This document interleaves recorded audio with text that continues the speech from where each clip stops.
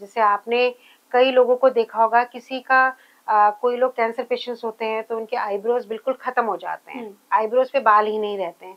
कोई accidental scars होते हैं तो उनके आईब्रो उस एरिया से खत्म हो जाते हैं। या थायराइड होता है, उसमें आईब्रोज की वॉल्यूम कम हो जाती है, डेंसिटी कम हो जाती है, और एज वन एजिंग के साथ साथ भी आईब्रोज की डेंसिटी और वॉल्यूम कम होने लग जाती है।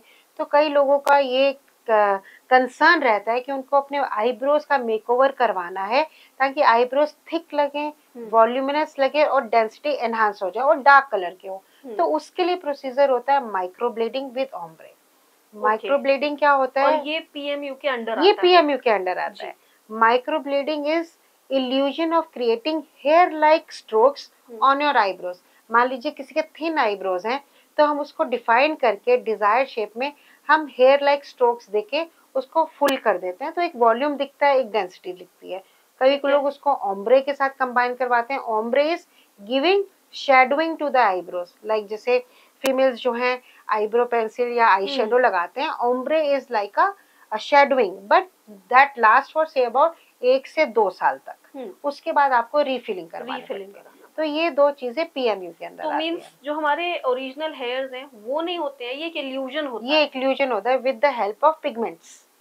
हाँ, अच्छा, तो ये आता है हमारे पीएमयू के अंदर lip tint and eyebrow makeovers बोल सकते हैं। ठीक है, इसके अंदर और कुछ आता है पीएमयू के अंदर? पीएमयू के अंदर जनरली यही आता है, और कई लोग आता तो बहुत कुछ है, बट अगर डिस्क्राइब करें तो मैं इसमें माइक्रो पिगमेंटेशन जरूर डिस्क्राइब करना चाहूंगी।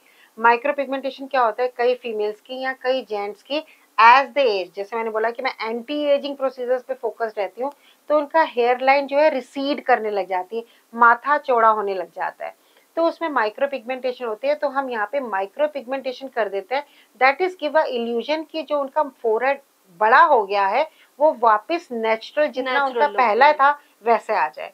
कई लोग हेयर ट्रांसप्लांट्स नहीं करवाना चाहते मेल्स, तो वो माइक्रो पिगमेंटेशन करवा लेते हैं, इल्यूजन। हाँ, मतलब क्यों करवा रहे हैं? बिकॉज दे फील गुड, उनको वो करवा के कॉन्फिडेंट फील होता है, वो अपने आप को अच्छा महसूस करते हैं। आपने बोला एनहांस करते हैं, हाँ, सेम थिंग। तो वो अपने आप को इन चीजों से एनहांस करते हैं, जो जिसका कंसर्न होता है उसके हिसाब से उस पर वर्क किया जाता है। तो मैम एक टर्म होता है लिप फिलर, तो is lip tint and lip filler same? Absolutely no.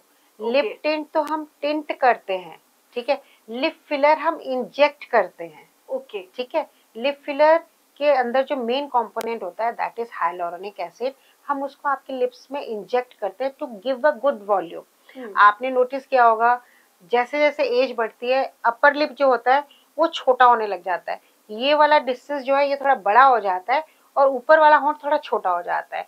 तो इस कंसर्न में भी कई फीमेल्स और मेल्स भी लिप फिलर करवाते हैं ताकि उनका लिप में एक वॉल्यूम लगे। लिप्स एक सुंदरता का प्रतीक तो है, हर कोई चाहता है, फीमेल्स भी चाहती है कि लिप्स पे अच्छा शेड लगा हो, तब अच्छा लगेगा जब एक लिप्स जो है डिफाइंड होंगे, वॉल्यूमिनस होंगे, अच्छा लगेगा। और आजकल यंग जनरेशन को बहुत ज्यादा क्रेज है pouty lips, Russian lips, juicy lips, जो भी उनके लिप्स हैं उसको और बड़ा करना और एनहांस्ड करना, कि अगर वो उस पे लिप कलर भी लगाते हैं तो वो बहुत ज्यादा आपके फेस पे अलग से आपके लिप्स दिखे। तो ये यंग जनरेशन का है। और as a treatment point of view जो फीमेल्स या मेल्स आती हैं as an anti aging procedure, वो अपने लिप्स की मार्जिन्स को डिफाइन करती हैं, क्योंकि जैसे जैसे एज होता है ये जो फिल्ट्रम होता है ये हमारा गायब हो जाता है। आपने अगर नोटिस भी किया होगा, आप अपने बड़े बुजुर्गों को या जो एज 45 प्लस है आप देखिएगा, उनकी ये जो फिल्ट्रम है जो आपका बहुत अच्छा विजिबल है, ठीक है, जैसे एज यू विल एज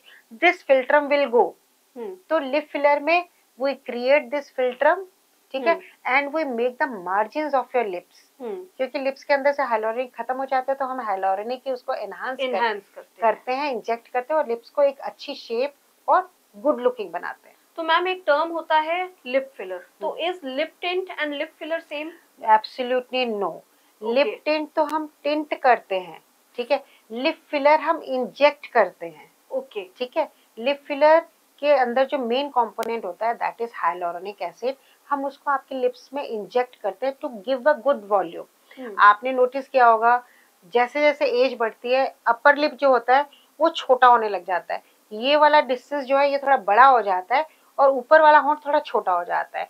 तो इस कंसर्न में भी कई फीमेल्स और मेल्स भी लिप फिलर करवाते हैं ताकि उनका लिप में एक वॉल्यूम लगे। लिप्स एक सुंदरता का प्रतीक तो है, हर कोई चाहता है, फीमेल्स भी चाहती है कि लिप्स पे अच्छा शेड लगा हो, तब अच्छा लगेगा जब एक लिप्स जो है डिफाइंड होंगे, वॉल्यूमिनस होंगे, अच्छा लगेगा। और आजकल यंग जनरेशन को बहुत ज्यादा क्रेज है pouty lips, Russian lips, juicy lips, जो भी उनके लिप्स हैं उसको और बड़ा करना और एनहांस्ड करना, कि अगर वो उस पे लिप कलर भी लगाते हैं तो वो बहुत ज्यादा आपके फेस पे अलग से आपके लिप्स दिखे। तो ये यंग जनरेशन का है।